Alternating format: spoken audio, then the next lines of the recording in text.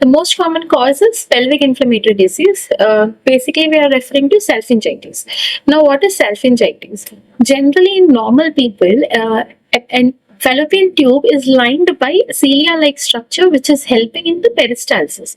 That is, it is helping eggs to pass inside the uterus.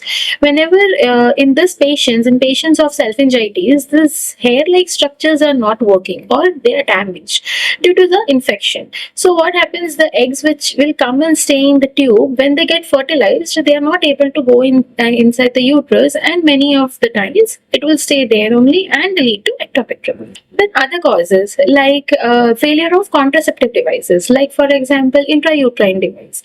In that, many times because of any failure reasons, it can lead to ectopic pregnancies. Other than that, progesterone only pills. If you're taking progesterone only pills once in a while, there are rare possibilities that because it will lead to disturbance in the tubular motility, there can be ectopic pregnancy chance.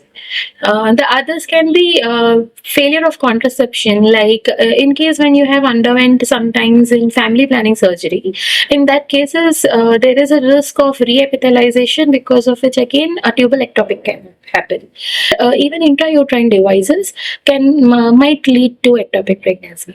Sometimes while receiving infertility treatment, because of unknown reasons, there can be risk of ectopic pregnancy. Other than that, prior abortions, because of which you could have had some infections which might ascend and lead to any ectopic pregnancy. Also, some reconstructive surgeries done for the tubes, or any time if there are some pelvic adhesions which might lead to ectopic pregnancy.